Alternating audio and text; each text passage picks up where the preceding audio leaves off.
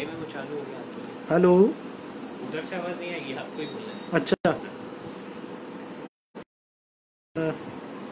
महासभा के सभी सम्मानीय सदस्यों को मेरा सादर प्रणाम।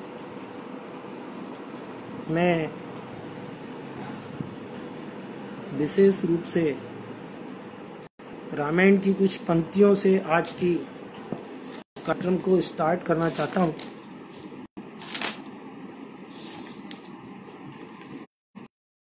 वर्णानाम अर्थसंघानाम रसानाम छंदसामपि मंगलानाम च कर्तारो वंदे वाणी विनायको भवानी शंकरो वंदे श्रद्धा विश्वास रूपिणो याभ्याम विना न पश्यन्ति सिद्धम स्थमी स्मरम बंदौ गुरुपद परंपरागा सुरुचि सुबास सरस अनुरागा। इन चौपाइयों के साथ ही मैं महासभा के ऐसी हस्तियां जिन्होंने महासभा के निर्माण में शानदार सहयोग किया, स्वर्गीय सांवले प्रसाद जी आर्य, मैं उनको याद करना नहीं भूलूंगा, क्योंकि उनके प्रयासों से ही यह महासभा का गठन हुआ और आज ये महासभा सुचारू रूप से कार्य करने का प्रयास कर। इसके अलावा मैं प्रणाम करना चाहता हूँ सम्मानीय मंगल प्रसाद जी राजपूत, स्वर्गीय मंगल प्रसाद राजपूत, जिन्होंने हमारे समाज में सामूहिक विवाह सम्मेलन की नींव रखी और नींव ही नहीं रखी, अपने परिवार के सभी बच्चों की शादी संपन्न होते हुए भी सम्मेलन से ही की। इसके बाद मैं याद करना चाहता हूँ हमारे सम्मानीय श्री नंबरदार जी को, जिन्होंने चुप रह के कोई चर्चा के शांतिपूर्ण भाव से महासभा के लिए कार्य किया और हमेशा आगे बढ़कर कार्य करने का प्रयास किया। दोस्तों,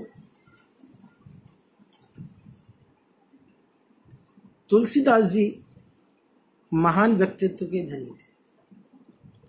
उन्होंने सोचा कि रामायण जैसे ग्रंथ का जब हम निर्माण कर रहे हैं तो ऐसे लोगों को भी याद किया जाना चाहिए जो कि रामायण के निर्माण में विघ्न पैदा कर सकते हैं। अतः उन्होंने एक चौपाई लिखी शानदार, बंदौ संत असज्जन चरणा उभय दुख प्रद उभय बीच कछु बरना। तुलसीदास जी ने ऐसे लोगों को भी प्रणाम किया जो कि किसी भी शुभ कार्य में विघ्न पैदा कर सकते हैं। अतः दोस्तों, संपूर्ण महासभा की ओर से मैं अजय पाल सिंह जादौन ऐसे लोगों को भी प्रणाम करता हूं जो हमेशा विघ्न उत्पन्न करने के लिए प्रयासरत रहते हैं। एक लाइन और चौपाई तुलसीदास जी ने लिखी, भलाई पे लहई लहई नीचाई नीच सुदा सराही ये अमर था और गरल सराही है नीच। इस श्लोक का, इस दोहे का अर्थ ये है कि जो भले लोग हैं वो हमेशा भलाई करते हैं और जो नीच लोग हैं उनको आप कितना भी सम्मान, सहयोग, लेकिन वो अपनी नीच हरकतों से बाज नहीं आते। सुधा सराही यानी कि सुधा यानी कि ऐसा पदार्थ जिसको पी के आदमी अमर हो जाता है, और गरल सराही है नीच, जहर जिसको पीकर आदमी मृत्यु को प्राप्त हो सकता है। अतः दोस्तों, इन सभी को प्रणाम करने के पश्चात मैं एक बार पुनः प्रसाद जी आर्य, मंगल प्रसाद जी बैतूल, नंबरदार जी, इन सभी के चरणों में वंदन करता हूँ। महासभा के जो सदस्य मेरे हम उम्र हैं उनको प्रणाम करता हूँ, और जो सदस्य मेरे से उम्र में छोटे हैं उनको मैं हृदय से प्यार आशीर्वाद प्रेषित करता हूँ। दोस्तों, आज का ये जो कार्यक्रम रखा गया है लाइव, इस कार्यक्रम के बारे में मैं कमेंट नहीं, आप तो बोलते बोल तो आज के इस कार्यक्रम का उद्देश्य, बहुत समय से हम लोग अपने समाज के लोगों से मुलाकात नहीं कर, लॉकडाउन के कारण हम लोग अत्यंत व्यस्त रहे, और आप सब लोग भी व्यस्त रहे होंगे। इस कारण से आप लोगों से बातचीत का क्रम स्थापित नहीं हो पाया। तो हमने सोचा फेसबुक लाइव के माध्यम से आप लोगों के बात बीच उपस्थित होकर अपनी बात को रखा जाए। सम्मानीय बंधुजन,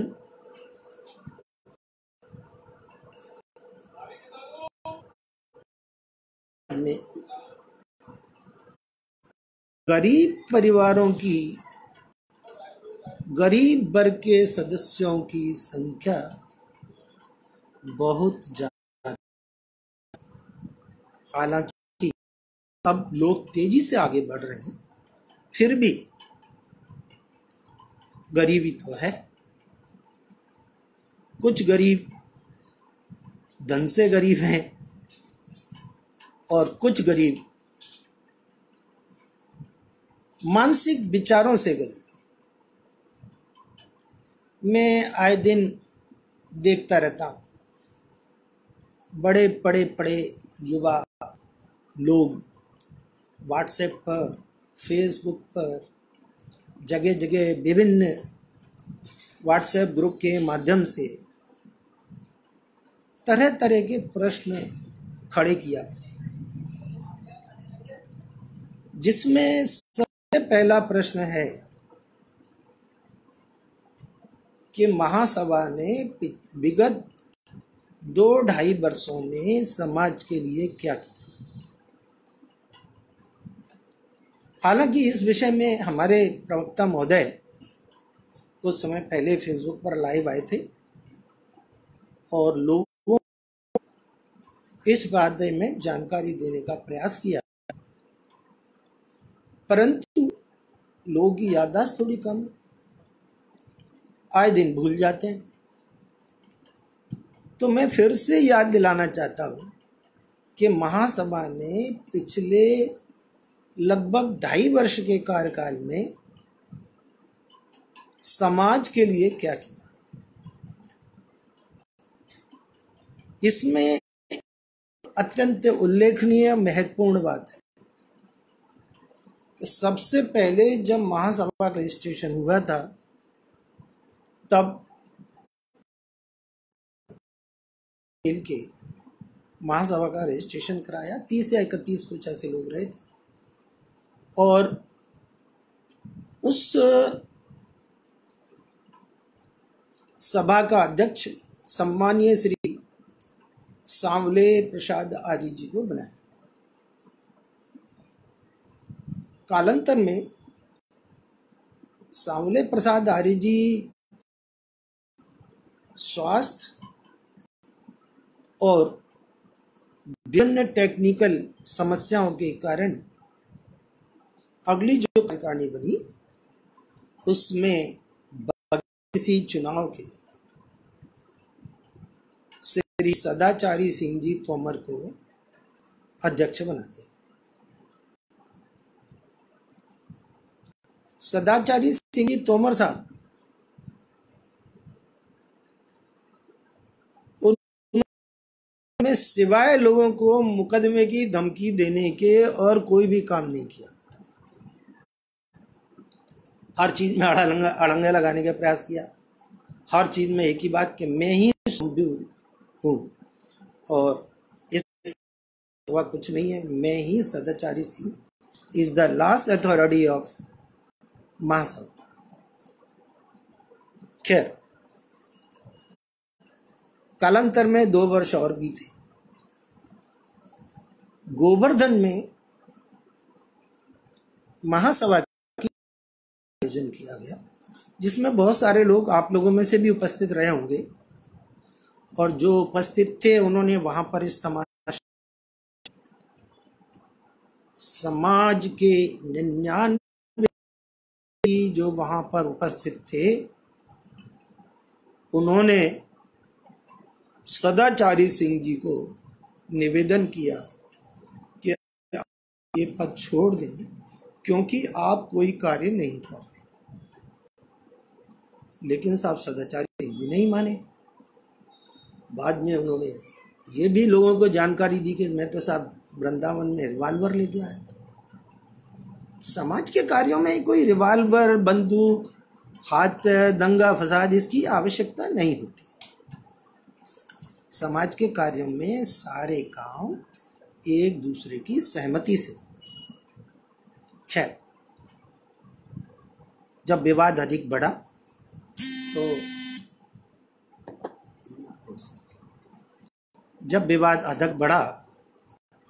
तो सांवले प्रसाद आर्य जी और उनकी पत्नी वृंदावन मीटिंग से उठ के गए और महासभा के सदस्यों ने यह बताया कि चूंकि कार्यकाल समाप्त हो चुका है, अतः रतिराम नंबरदार जी को अध्यक्ष पद का भार दिया जाए।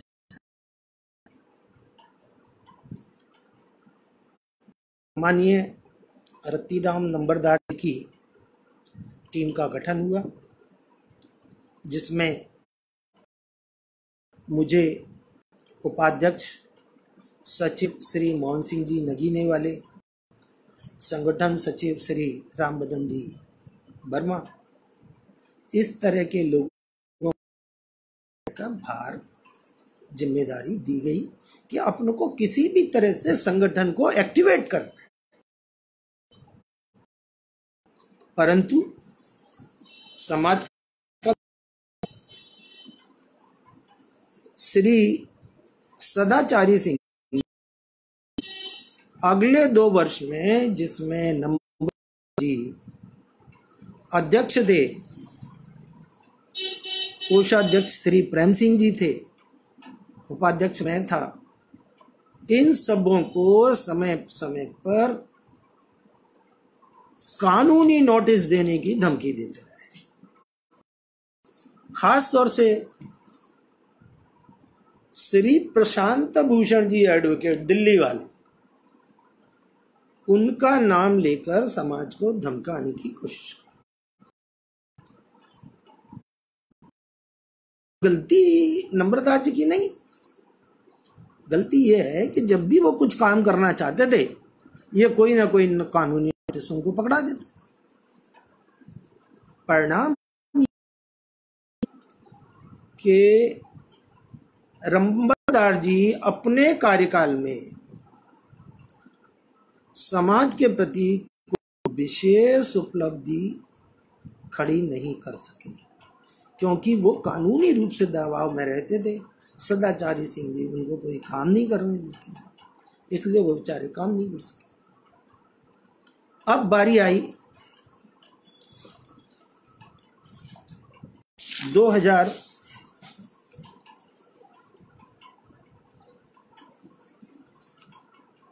24/12/2017 को ग्वालियर में महासभा की बैठक रखी गई और ये निर्धारित किया गया कि इस बैठक में पुरानी कार्यकारिणी को भंग किया जाता है। 31/3/2018 को हमारे समाज के किसी भी संगठन की, उससे पहले चाहे क्षेत्रीय संगठन हो, चाहे कोई भी संगठन हो, राष्ट्रीय संगठन हो, किसी भी वोटिंग के द्वारा चुनाव कराना। अतः 31 मार्च 2018 को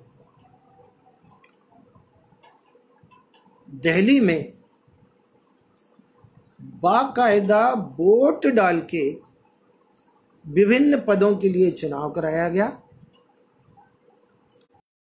चुनाव सम्माननीय मानस वर्मा जी एडवोकेट के देखभाल में संपन्न हुआ, जो कि कानूनी रूप से बहुत ही विज्ञ समझदार व्यक्ति। और इस चुनाव की एक और खासियत बताते हैं। जो लोग आज महासभा की कार्यकारिणी रजिस्टर्ड नहीं, वो उस चुनाव में उपस्थित थे। लोगों ने 1-1 घंटे का विभिन्न लोगों के विरुद्ध जो मर्जी आया वो बमन किया। उसके बाद वोटिंग कराई गई। वोटिंग मानस वर्मा जी और डालचंद मराठा जी के देखरेख में कराई और वोट्स की गिनती पर फिर से ऑब्जेक्शन खड़ा किया गया कि साहब ये वोटिंग तो गलत हो रही है, नहीं, गिनती में आप लोग गड़बड़ी कर सकते। तो हमने ये कहा कि जिस व्यक्ति पर आप अत्यधिक विश्वास करते हो और जो को ईमानदारी से संपन्न करा सकता है, आप उन लोगों को वोट गिनने के लिए बैठा। परिणाम ये हुआ, रामलाल जी गहलोत, सम्मानीय मास्टर साहब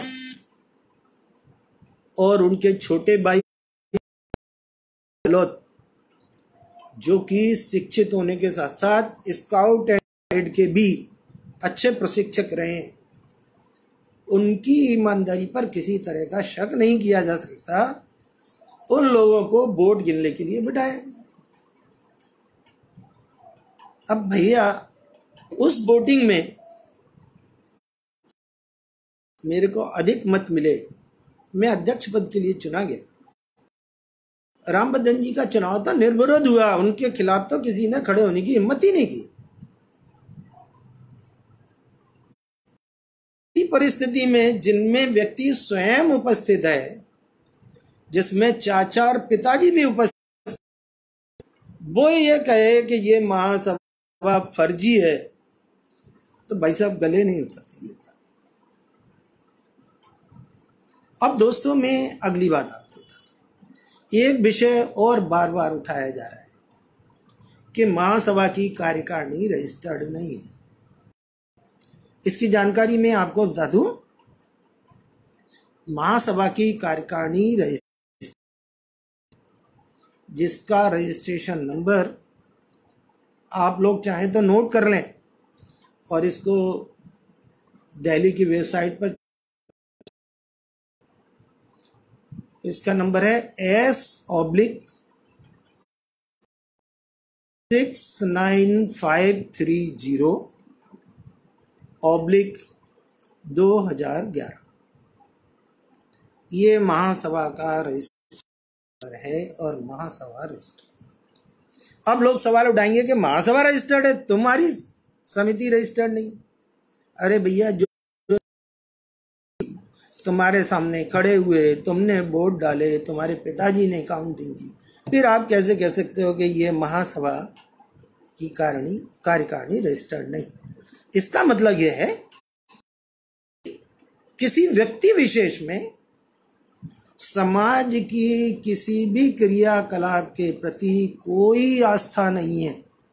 हर चीज में सिर्फ और सिर्फ छिद्रान्वेषण करना है, उसकी बाकी खाल निकालनी है। अब दूसरी बात, मैं अपनी कार्यकारिणी की बात करूं। हमारा चुनाव संपन्न हुआ 31/3/2018। मानस वर्मा एडवोकेट द्वारा नई कार्यकारिणी का गठन किया गया और यह कार्यकारिणी रजिस्ट्रार कार्यालय ऑफ सोसाइटी, उसमें कागज प्रस्तुत किए गए जिसमें हमको मान्यता प्रदान की। उस कागज का मैं आपको चित्र यहाँ दिखा रहा हूँ। इसमें आपको सोसाइटी की जो रजिस्ट्रार कार्यालय है उसकी सील भी दिखाई देगी भाई साहब। ये देखिए, ये सील है। इसमें तारीख, सोसाइटी का नाम, हर चीज लिखी हुई।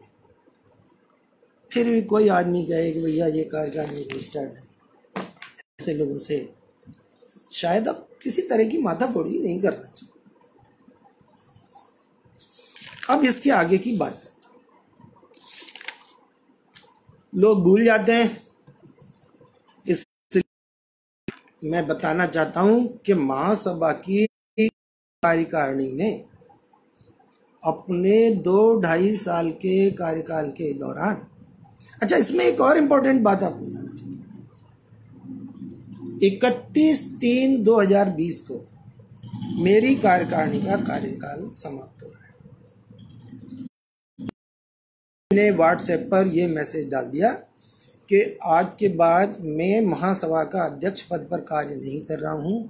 सिर्फ अभी नया करना संभव नहीं है, इसलिए मैं कार्यकारी अध्यक्ष के रूप में कार्य करूं, क्योंकि लोगों का आना जाना पॉसिबल नहीं है। दिल्ली में चुनाव हो या कहीं भी हो तो वहाँ लोगों को ट्रेन से या दूसरे माध्यम से जाना पड़ेगा वोट डालने। अभी ट्रेनें चल नहीं रही, इसलिए नया चुनाव फिलहाल पोस्टपोन। अब चूंकि सवाल बार बार उठता है कि हमने समाज के लिए क्या किया, समाज की कार्यकारिणी ने समाज क्या किया, तो दोस्तों मैं आपको जानकारी देना चाहता हूं। लॉकडाउन के दौरान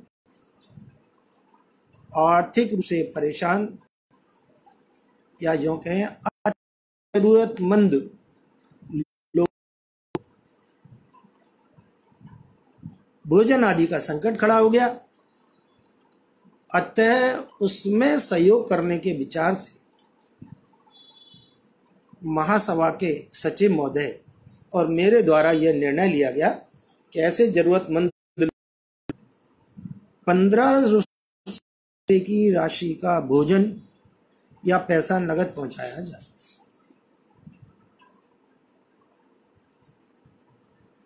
जिसके अंतर्गत लगभग 138 लोगों को चिन्हित किया गया, जो कि महासभा के विभिन्न सदस्यों व पदाधिकारियों द्वारा वेरीफाई किया गया कि हाँ भाई ये सारे लोग वास्तविक रूप से जरूरतमंद हैं। अतः ऐसी जगह जहां पर हमारी कार्यकारिणी थे, कार्यकारिणी के ओर से कार्य करने के लिए उत्साही कार्यकर्ता उपस्थित थे, उन जगह हमने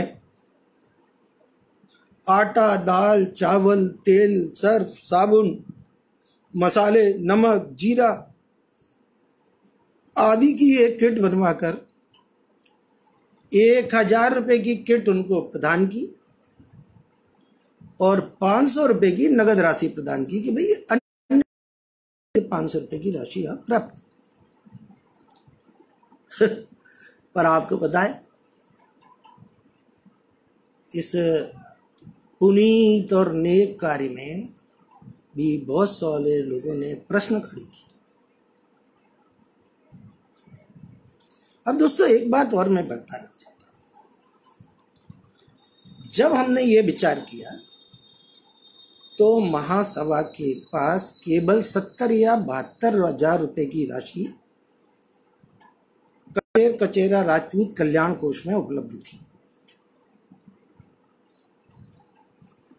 ये राशि भी जब हम लोगों ने मैयर सम्मेलन में लोगों को बर्तन बांट दिए तो केवल 15,000 रह गई थी। फिर उज्जैन में हम लोगों ने एक मीटिंग रखी जिसमें इस विषय पर चर्चा की गई और लोगों ने मुझ पर, सचिव महोदय, कोषाध्यक्ष महोदय, इन सब पर विश्वास करके लगभग 70,000 रुपए की राशि इकट्ठी। और इस 70,000 की राशि से हमने विचार किया कि भाई हम इन लोगों को जो अत्यंत जरूरतमंद लोग हैं उनको, परंतु विभिन्न माध्यम से, विभिन्न सोर्सेज से, विभिन्न क्षेत्रीय नेताओं द्वारा हमारे नाम भेजे जाते रहे। हम लोगों से धीरे धीरे उन नामों को वेरीफाई करते। ऐसे हमने 138 लोगों को ये राशि प्रदान। अब आपकी जानकारी के लिए बता दूं कि यह राशि लगभग 2 लाख रुपए होती है और हमारे पास था कुल 70,000। तो ये बाकी राशि किसने दी? दोस्तों, ये बाकी राशि समाज के सम्माननीय पदाधिकारी रामबदन वर्मा जी, और उसमें कुछ मेरा योगदान था जिसके माध्यम से लगभग लोगों को ये राशि वितरित की। अब इसमें एक चीज और मैं बताना चाहता हूं। जो लोग मेरी समिति पर, ये समिति रजिस्टर्ड नहीं है, ये आदमी भले नहीं है, बुरे लोग हैं, फलाना है, ढिकाना है, समाज के लिए कोई कार्य नहीं कर रहे, ऐसे लोगों ने भी अपने गांव के लोगों के नाम भेजे। 5 लोगों के नाम मेरे पास उपलब्ध हैं। भाई साहब, इन लोगों को सहायता की जरूरत है। ये पैसे डायरेक्ट मेरे माध्यम से मेरे पास नहीं आए, ये सम्माननीय नंबरदार जी के पास भेजे गए और नंबरदार जी ने बिल्कुल ईमानदारी से मुझे ये बताया कि तावड़ू के मास्टर साहब द्वारा ये नाम भेजे, और हमने कभी भी कोई पार्शियलिटी नहीं की और तावड़ू के 5 लोगों को हमने ये राशि प्रदान की डायरेक्ट उनके खाते। भैया, जब हमारी कार्यकारिणी रजिस्टर्ड नहीं है, हम फर्जी लोग हैं, तो भाई हमसे पैसे क्यों मांगना? फिर फर्जी लोगों के पैसे लेके तो फर्जीपने को बढ़ावा दे रहे हैं ना अपन। ये शो करता है कि हमारे समाज में दोहरी मानसिकता के लोग हैं। अच्छे कार्य को चुपचाप बैठ के लड्डू खा लेते हैं और बाकी हर कार्य में केवल कमी और कमी, कमी और कमी ढूंढते हैं। अब भाई हम 138 लोगों को सहायता राशि बांट रहे हैं, इसमें क्या कमी? इसमें एक चीज और बताऊं मैं आपको कि इन 138 में मैं चैलेंज करता हूं कि मेरे या मेरे किसी भी रिश्तेदार का एक भी नाम बता देंगे तो मैं तुरंत समाज के लोगों के आगे इस्तीफा दे दूंगा और भविष्य में कभी भी समाज की एक्टिविटी में भाग दूंगा। मुझे अपने परिवार के लोगों की सहायता करनी थी, मैंने अलग से करी, उसको समाज में उजागर करने की क्या जरूरत है? खैर, ये तो हो गई एक बड़ा कार्य जो महासभा ने लॉकडाउन की स्थिति में समाज के लोगों के प्रति श्रद्धा भाव से की। इसमें comment नहीं आ रहा नहीं आएंगे, है? नहीं आएंगे, बाद में आएंगे। बाद में। ओके सर, अब नेक्स्ट बात, इसके अलावा महासभा ने किस किस की मदद की। एक दूसरा बड़ा नाम आपको बताता हूं। एक राजू पान वाले थे जो मऊगंज रीवा में निवास करते हैं। उनकी बेटी जो लगभग 8-9 वर्ष की रही होगी, उससे कमर के नीचे का भाग जल गया। उन लोगों ने जल्दी में उस बच्ची को लाके जबलपुर के प्राइवेट अस्पताल में भर्ती किया। जैसे ही ये जबलपुर के स्थानीय निवासी सक्रिय समाज सेवक सम्मान्य श्री जगराम जी तोमर को पता चली, तो तुरंत उन्होंने अपने सुपुत्र श्री राम तोमर जी उस बच्चे और उनको महासभा की उन्होंने अपनी ओर से कुछ सहायता राशि, भोजन आदि का प्रबंध किया और तुरंत ही इस विषय को महासभा के संज्ञान में लाया।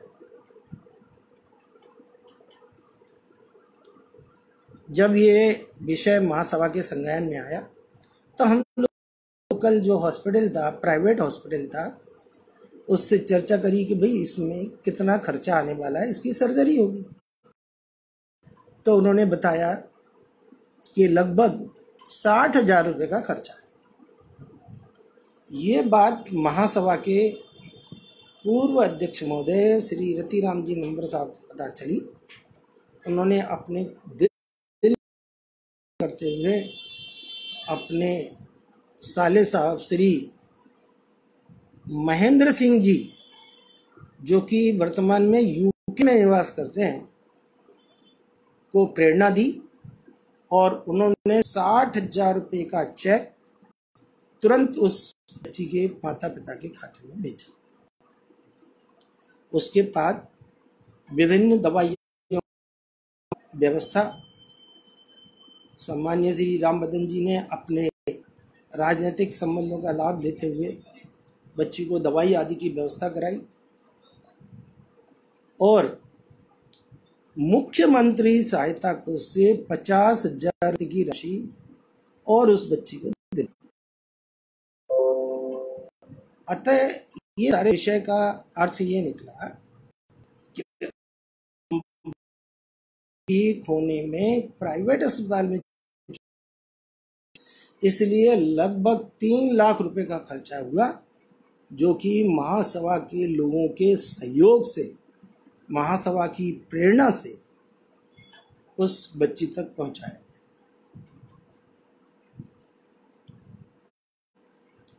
अब अगले विषय पर आता हूं।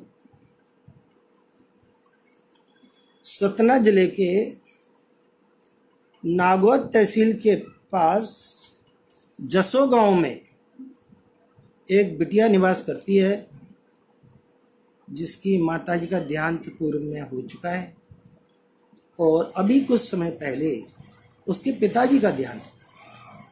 वो बच्ची होशियार है, लर्नेड है, प्राइवेट कॉलेज से कंप्यूटर की शिक्षा प्राप्त कर रही थी। जैसे ही ये बात महासभा के संज्ञान में आई, चूक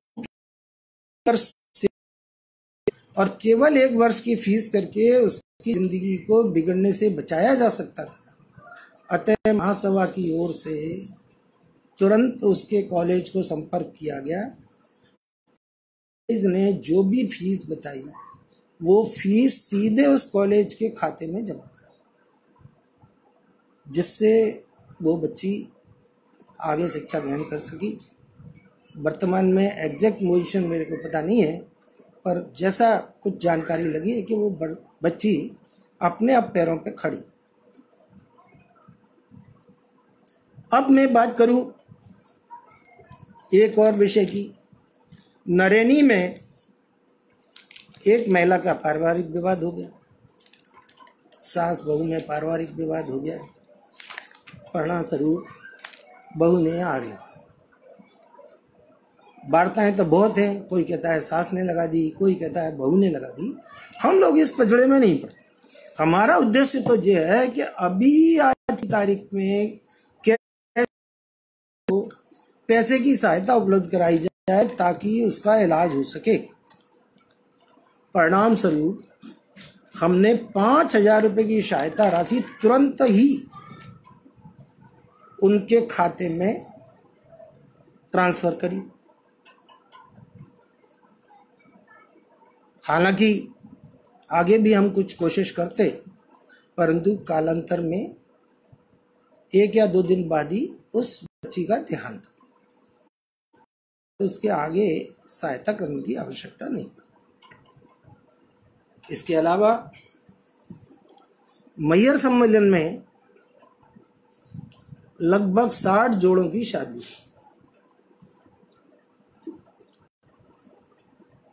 इस कार्यक्रम में महासभा का कोई रोल नहीं। महासभा तो उस कार्यक्रम में गेस्ट की हैसियत से गई थी। ये लोगों ने अफवाह फैला दी है कि सतना इकाई ने, मैहर इकाई ने कार्यक्रम किया और महासभा अपने नाम पे उसको करना चाहती है। ये बात पूरी तरह झूठ है। जो लोग वहाँ गए थे उनको पता है कि वहाँ बैनर किस नाम से लगा था और शादियाँ किस नाम से हुई। तो उस सम्मेलन में लगभग 60 जोड़ों की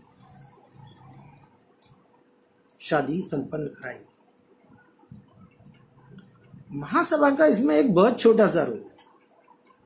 महासभा ने प्रत्येक बच्ची को कन्यादान के रूप में 51 बर्तन का सेट गिफ्ट किया। अब आप समझ सकते हो, 51 बर्तन का सेट और 60 लोगों को देना, तो स्वाभाविक रूप से इसमें पैसा तो खर्च होता है। लगभग 70-80 हजार रुपये हुई खर्च, जो कि महासभा ने वहन करी। इसके अलावा महासभा के प्रयासों से वर्तमान कार्यकारिणी की एक्टिविटी स्वरूप हाल में धर्मशाला हेतु भूमि चिन्हित कर ली गई। भूमि चिन्हित कर ली गई है और यदि ईश्वर ने हम लोगों को समाज की सेवा करने का मौका दिया वर्तमान में या कभी भी 20 साल बाद, तो हमारा ऐसा संकल्प कि उस भूमि पर हम धर्मशाला का निर्माण जरूर करें। इसके अलावा गोवर्धन जो धर्मशाला थी उसमें बिजली फिटिंग हुई थी। नंबरदार जी ने बताया कि भैया धर्मशाला तो तैयार हो गई है, पाड़ खिड़की सब लग गए हैं, अब उसमें बिजली लगाने की व्यवस्था नहीं। तो हमारे रामबदन वर्मा जी ने तुरंत 50,000 रुपये की राशि उनको प्रदान करी कि धर्मशाला में बिजली फिटिंग कराई जाए। लेकिन आज सबको मालूम है उस धर्मशाला में बिजली फिटिंग तो क्या हुई, कुछ होशियार लोगों ने समाज की संपत्ति को समाज के नाम करने में ऑब्जेक्शन खड़े किए। परिणाम स्वरूप वो धर्मशाला बड़ी खराब स्थिति में पड़ी हुई है। उसके दरवाजे खिड़कियां सब चोरी हो गए। धर्मशाला में लोग बैठ के शराब पीते हैं, गांजा पीते हैं। उसके बाद भी हमारे समाज के बड़े कर्णधार जिनके नाम उस भूमि के पेपर्स हैं, उनको समझाने के बाद भी इस विशेष कार्य से महासभा की पूरी कार्यकारिणी फिरोजाबाद गई। उन लोगों को बहुत समझाने की कोशिश की कि भैया इस भूमि का हस्तांतरण आप हमारे नाम कर दो तो हम इसको फिर से पुनर्निर्मित करा दें। परंतु वो लोग नहीं माने। अत्यधिक समझाने पर बहुत सारी शर्तें हमारे सामने रखी।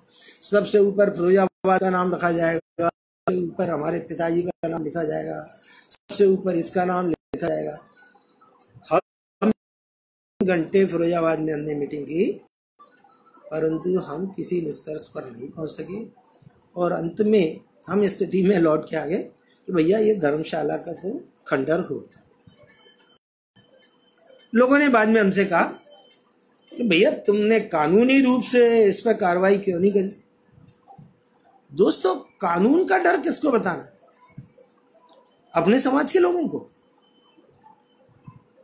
जैसा कि सदाचारी सिंह बताया करते थे। नहीं, कुछ लोग तो हमसे कहते हैं व्हाट्सएप पे कि यदि आप में दम है तो हमारे खिलाफ कानूनी कार्रवाई करो। समाज में कोई कानूनी कार्रवाई नहीं होती, कोई विवादाग्रस्त बात नहीं होती। बात ये होती है कि समाज के लोगों में ये अवेयरनेस आनी चाहिए कि भाई समाज की संपत्ति है तो हमें समाज के लोगों को वापस करना है। ना तो आप उस संपत्ति का कोई उपयोग कर रहे हो, ना उस संपत्ति पे आ जाके रह रहे हो, लोगों को किसी काम आ रही है। और आज की तारीख में यह है कि इसकी दीवारों की ईंटें तक निकाल के ले गए लोग। अब ऐसी धर्मशाला के लिए महासभा क्या करे? क्या ऐसे लोगों पे मुकदमा करे? मैं इस मुकदमेबाजी के खिलाफ। मुझे बार बार मेरा कहना रहता है कि समाज के लोगों में स्वयं में जागरूकता आनी चाहिए। और वो बड़े लोग कौन है फिरोजाबाद के? बहुत प्रबुद्ध, होशियार, जिनके किसी जमाने में ईमानदारी के चर्चे लोग कसम खा के किया करते थे। सम्मानीय श्री फतेह सिंह जी, सम्मानीय श्री गंगा शरण जी। और हमने फिरोजाबाद में 3-4 घंटे इन लोगों से बड़े प्रयास किए, बड़ी मिन्नतें की, और हमने ये कहा कि नाम आपके नाम ही रहने दो, पर हमारे को आप उसके निर्माण की परमिशन दिला दो तो हम उसको फिर से निर्माण कर सकें, दूसरे काम कर सकें। पर ये लोग किसी भी बात पर राजी नहीं। अब इसके अलावा महासभा ने क्या किया?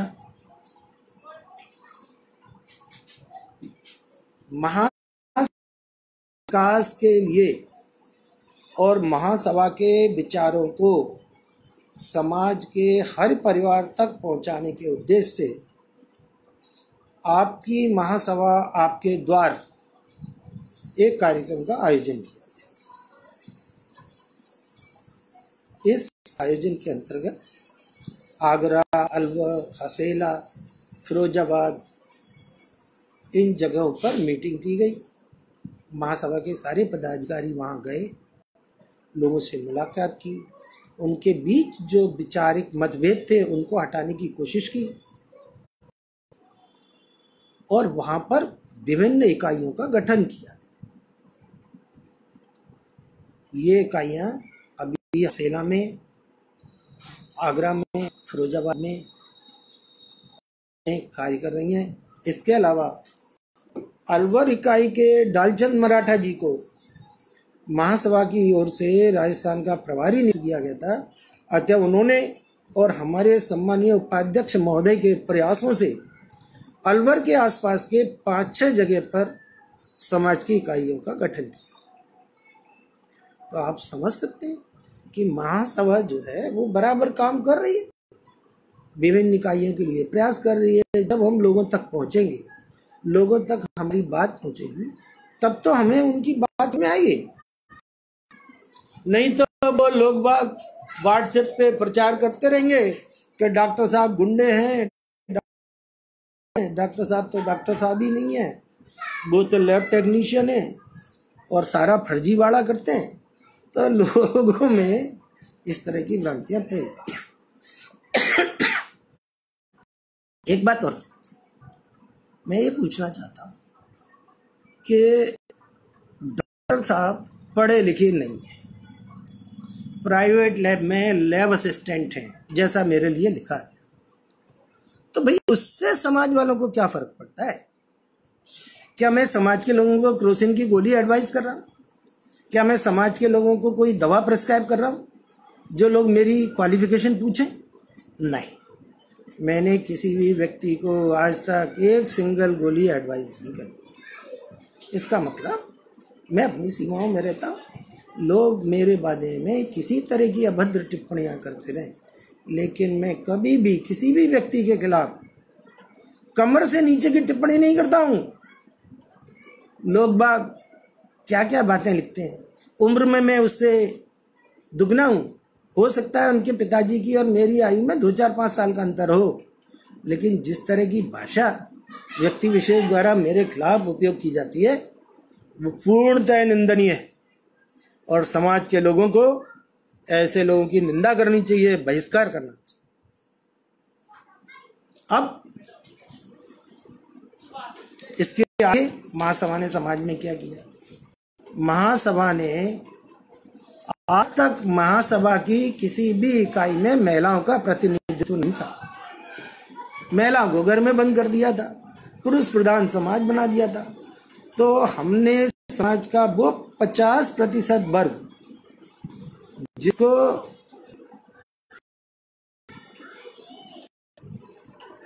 50% वर्ग यानी कि महिला जिनको समाज में कोई सम्मान प्राप्त नहीं होता था, उन लोगों को सम्मान दिलाने की दृष्टि से या महिला सशक्तिकरण के रूप में मातृशक्ति इकाई का गठन किया। महासभा कचेरा राजपूत महासभा मातृशक्ति, और इस इकाई को समाज की महिलाओं को सम्माननीय स्थान और प्रतिनिधित्व प्रदान किया। इसके अलावा अभी IIT सेल का जमाना है। मैं तो जरा IT सेल के बारे में मेरी जानकारी बहुत कम है और मैं माफ़ी चाहूँगा मुझे लाइव आने में इसीलिए क्योंकि मैं IT के मामले में कमज़ोर हूँ। अब 56-58 साल की उम्र हो गई यार, इस उम्र में IT के बारे में क्या सीख पाता है, तो इसलिए मैं लाइव आने में देर हुई। तो ये समाज के हर छोटे बड़े सदस्य से मैं क्षमा प्रार्थना करता हूँ। तो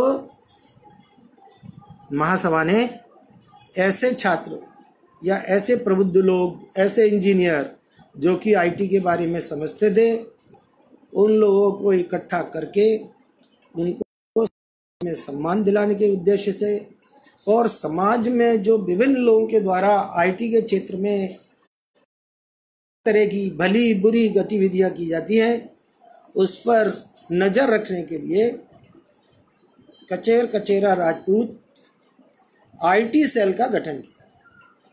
और ये IT सेल वर्तमान, इसके अलावा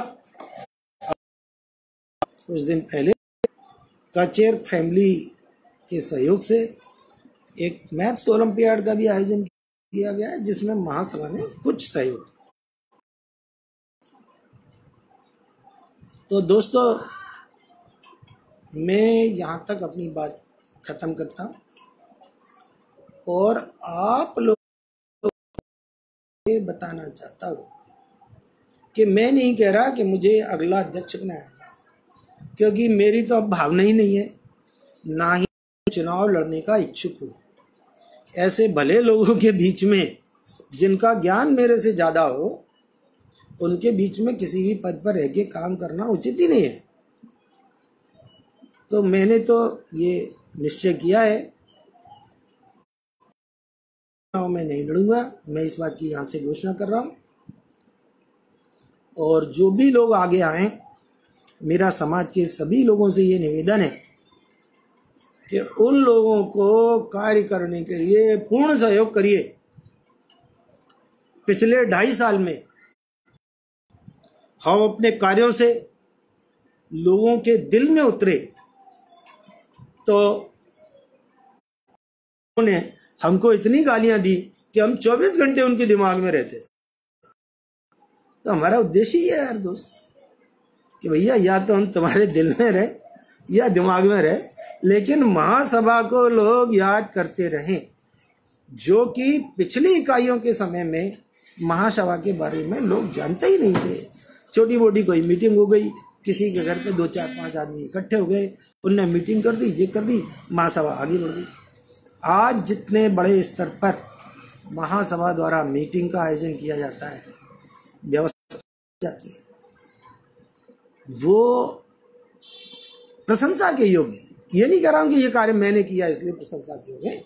आप अपने दिल पे हाथ रख के सोचिए कि ये कार्य प्रशंसा के योग्य हैं कि नहीं। हम समाज सेवा के साथ साथ धार्मिक कार्यों में भी हमारी अत्यंत रुचि है, क्योंकि हम लोग ये चाहते हैं कि यदि युवा वर्ग धर्म से जोड़ा जाएगा तो उनके अंदर जो भावनाएं पैदा हो रही हैं कि वो अपने बड़ों से गाली गलौज कर रहे हैं, उनके बड़ों को अपशब्द बोल रहे हैं, उनको ऐसा कर रहे हैं, वैसा कर रहे हैं, तो ऐसे लोगों का कुछ तो मन परिवर्तन होगा। इसी बात को ध्यान में रखते हुए हमने उज्जैन में महासभा की एक जनरल मीटिंग का आयोजन किया। और आप समझाते हैं उज्जैन महाकाल की नगरी है। इस नगरी में मीटिंग के साथ साथ लगभग 1.25 लाख शिवलिंग का निर्माण किया गया और अभिषेक किया गया। लगभग 400 साधुओं को भोजन कर। तो क्या ये कार्य प्रेरणा योग्य नहीं है? मेरी नजर में ये कार्य अत्यधिक प्रेरणा योग्य है और ये संपूर्ण कार्य सम्माननीय आदरणीय श्री राम भदन जी वर्मा द्वारा आयोजित किया गया और उन्होंने पूरा खर्चा स्वयं वहन किया। बोले मुझे किसी से कोई पैसे लेने की, समाज के प्रति सम्मान में ये सारा कार्यक्रम मैं करूं। उस कार्यक्रम में आप समझ सकते हैं कितने पैसे का खर्चा हुआ होगा। 400 साधुओं का भोजन, 1.25 लाख शिवलिंग का निर्माण, पूजन, उनका अभिषेक में आजकल खर्चे होते हैं, धर्मशाला में रुकने की, ये सारे कार्य हुए। परंतु महासभा में पहली बार किसी भी धार्मिक क्रिया का आयोजन किया।